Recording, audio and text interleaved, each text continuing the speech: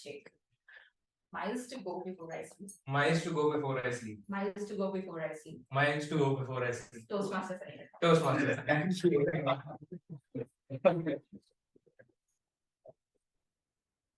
So good afternoon, everybody.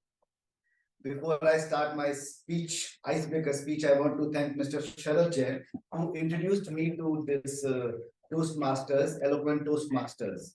So first, thanks to him. And now I will be starting. The timer can start.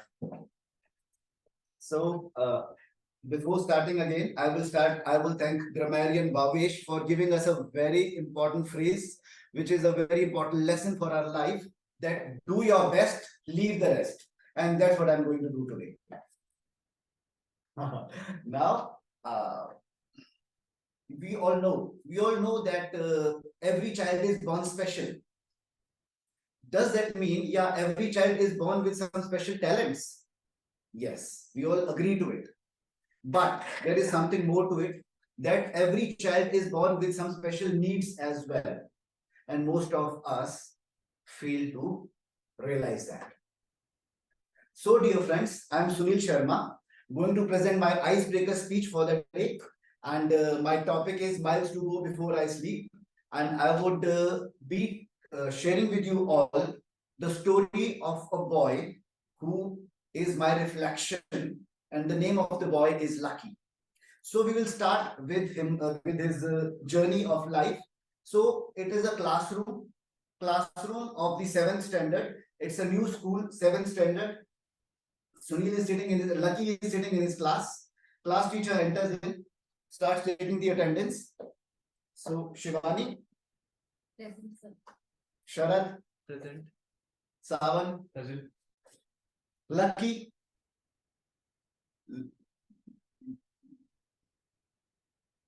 And the voice vanishes. The voice vanishes. The teacher is upset that the student is sitting right in front of him, but he is not replying to him. So what is the reason? The teacher asks the student to come closer to him. The student comes. Then the teacher asks, Lucky, why are you not replying?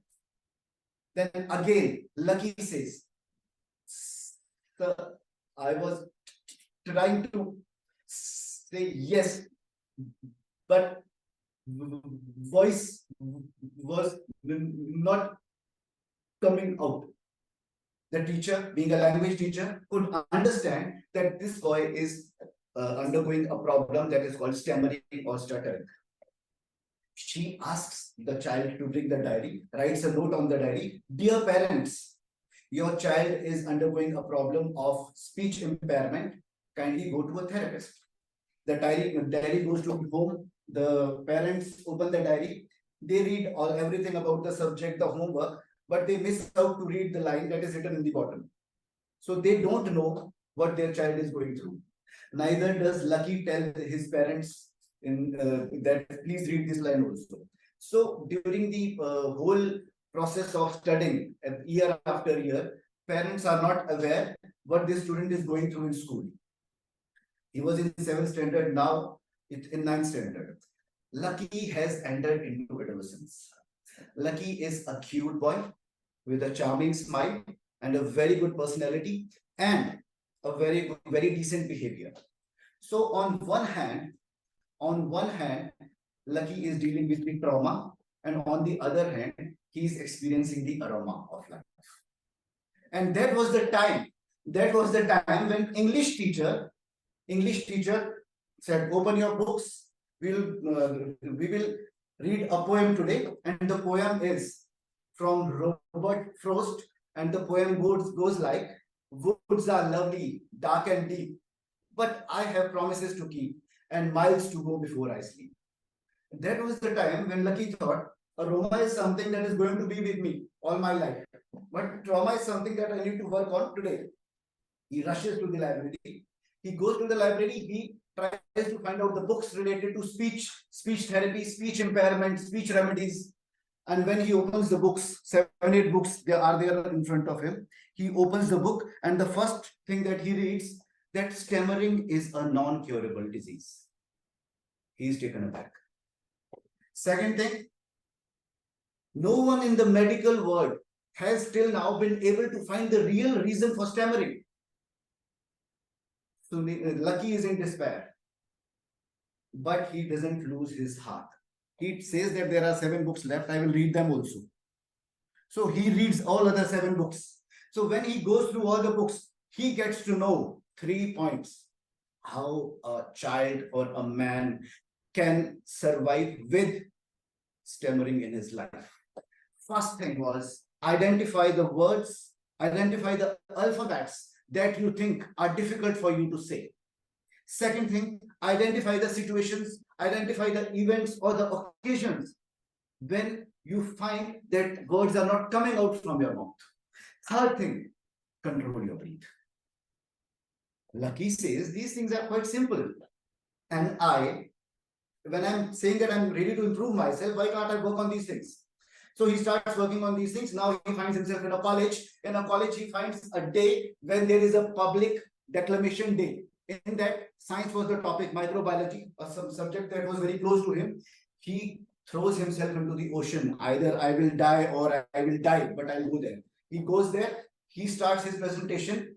He doesn't have any 3D model. He doesn't have any representation working model. So, because of the limited resources, limited money, he takes a chart paper, writes on that paper the topic, the diagram, pastes it on the right side, then starts the presentation. He is starting the presentation, looking at all the judges. All the judges are listening to him. Then the presentation is over.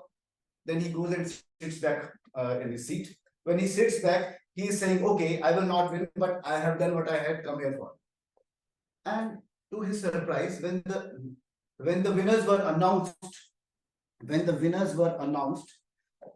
the first runners-up goes to a boy with a golden voice named Lucky Bharadwaj. So he was shocked to listen to that. But that was true. That was happening to him. That was the reward of his consistency.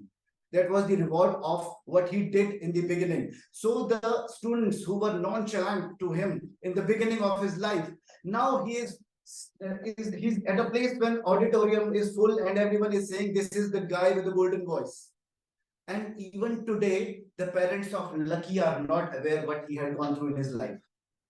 But as Sunil Sharma, I'm sharing with you all the story of Lucky Bharadwaj because I know the people, the audience here are those who want to do something about their speech, who want to do something about their communication skills. So this is the right platform because here are the people who are solution seekers. So that's why the story has been narrated to all of you. Thank you very much.